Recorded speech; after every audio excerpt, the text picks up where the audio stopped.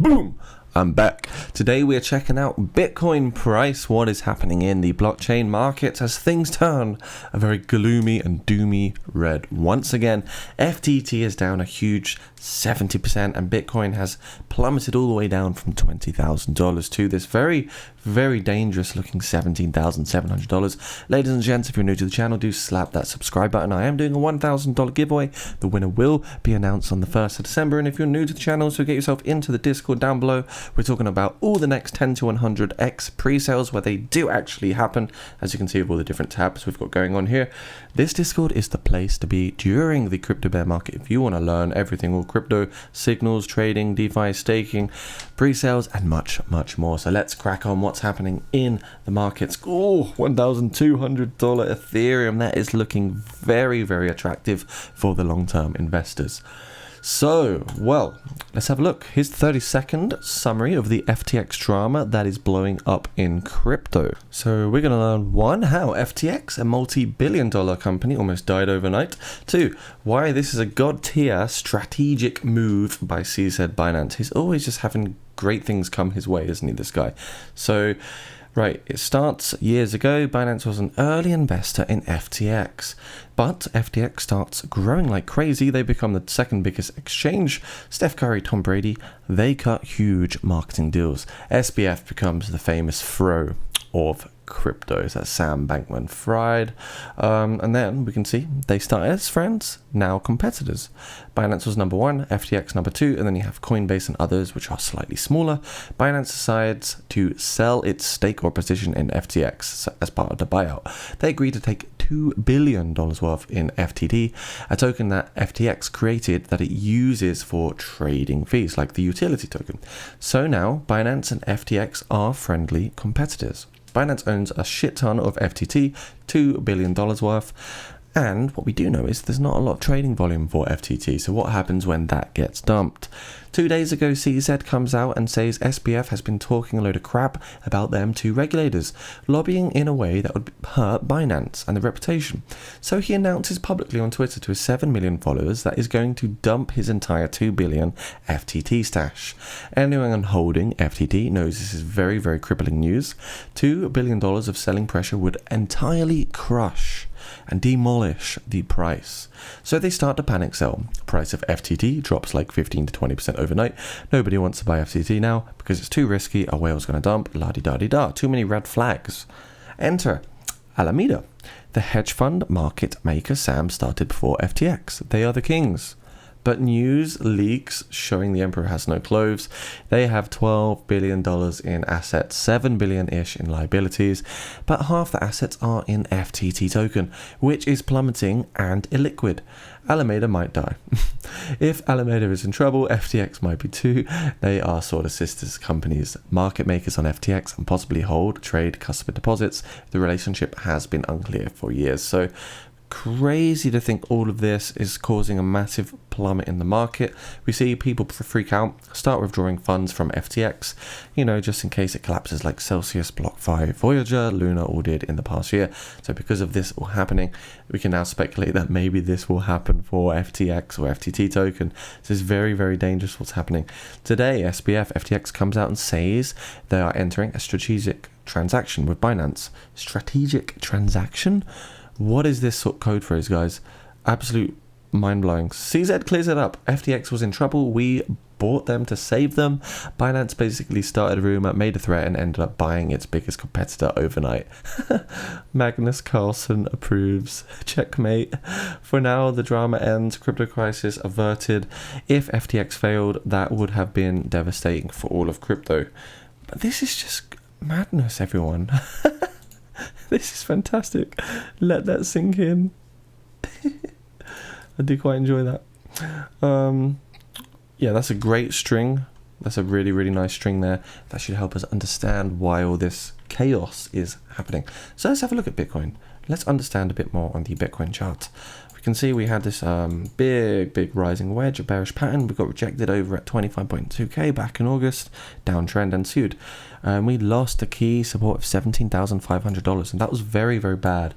Very bad that we lost this swing low here, where we saw Bitcoin cross the 200-week moving average.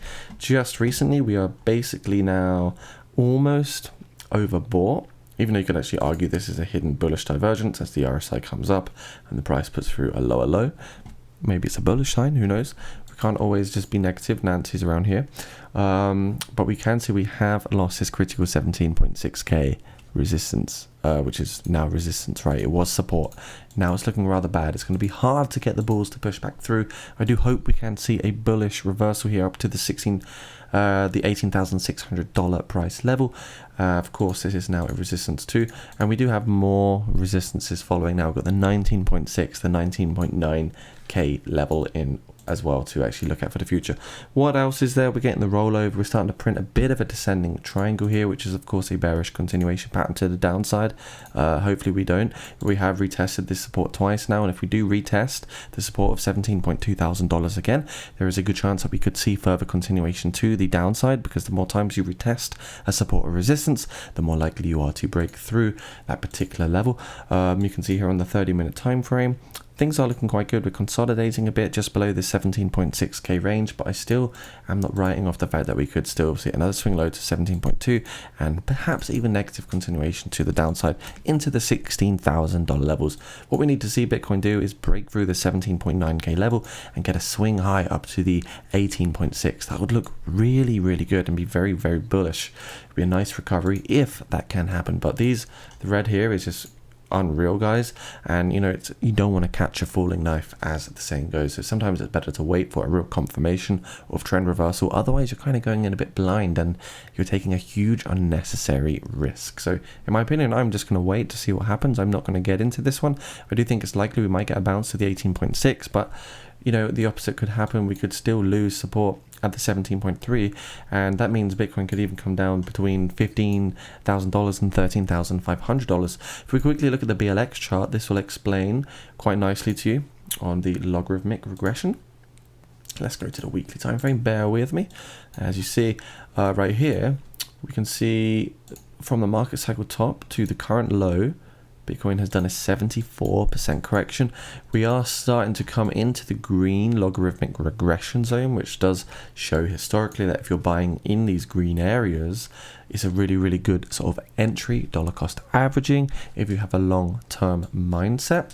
You can see even here during 2015 and also 2017, if you did acquire more crypto or Bitcoin during this green phase, you'd be in a huge profit by the next crypto bull run. So could the same logic apply? Can you apply the same strategy? Maybe so. We'll only find out the true answer in 3-4 years to come. But I do think what this suggests is that there is more downside potential. If we do see an 80% correction, we'll be looking at around 13,000. Actually, let me just get this more accurate.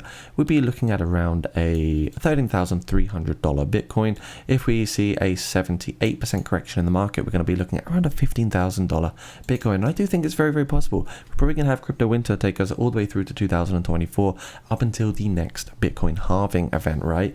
So that's what I'm really looking for. At the moment, we can see no real sign of recovery, but we did get a lot of buying pressure from these 17.3 levels. So already the bulls are looking pretty strong, in my opinion. And I do think that we are going to see some more positive price continuation soon. I do think that this 18.6 is such a critical level of support. It's like a median price range where we're getting lots of touchdowns from both resistance and support side, which is why I'm anticipating a bounce from this 17.6 up to the 18.6 in the next few days. But if we do lose that support, we'll be looking at the 16,000s, my friends. Yes, it's not going to be too fun. Bitcoin regression chart here, for the first time in a while, it's actually dropped below the dark blue. So I don't even know what to say anymore. Like, I don't even feel like it's a wise thing for me to say, yeah, follow this data, because it's really consistent when actually it's doing something that's never done before. So even though it has historically worked, is this now nullified from the recent market crisis? I don't know. Maybe we're going to get a nice reversal. Maybe we could look at this the same as the COVID-19 crash back in March 2020. So that's about a wrap, really. I wanted to let you guys know that I think short-term personally, it doesn't really matter if you're holding until 2025 onwards. And I don't think the crash of today will even have any effect on the price of the future in many years to come. This is just all the noise that you see, all the contractions and expansions that you see in the crypto markets. When you just get into the nitty-gritty details, when you zoom out, when you have a long-term strategy, these are the sort of movements you don't really care about anymore. You're just holding on when the time is right for you. If you want to sell in 2050, then small moves like this don't really matter too much for you. What else is happening in the crypto markets? We've got Dash to Trade pre-sale, which I'm looking at the moment. I've got quite a big position in this one. They've nearly raised $6 million already. We've also got the IMPT token, which I want to share with you. You can find more out about this one down below. Raised $12.5 million in the pre-sale already. And we've got Calvario as well, a play-to-earn battle card game. So there's 3 awesome high-value opportunities that you can expose yourself to in this crypto winter. If you want to learn more about them, I have got a tab for each one in the Discord down below. And there are loads of investors that already got into the project as well, already bought their share and their holding, so you can learn more from the people that are really starting to research and actually have their positions in the particular pre-sales. These could be the next 10 to 100 X's, and I want to share them with you guys, so we can all grow and learn together, and we can all try to achieve some financial freedom, especially during the crypto bear markets. Anyway, that's a wrap from me for now. Stay crypto safe, guys. Watch out for the scammers in the comment section, and make sure you do use a VPN to protect yourselves from cyber thieves. Please do smash subscribe, get into the Discord, and check out my $1,000 giveaway. I'd be very thankful, and share with 5 of your friends. See you soon.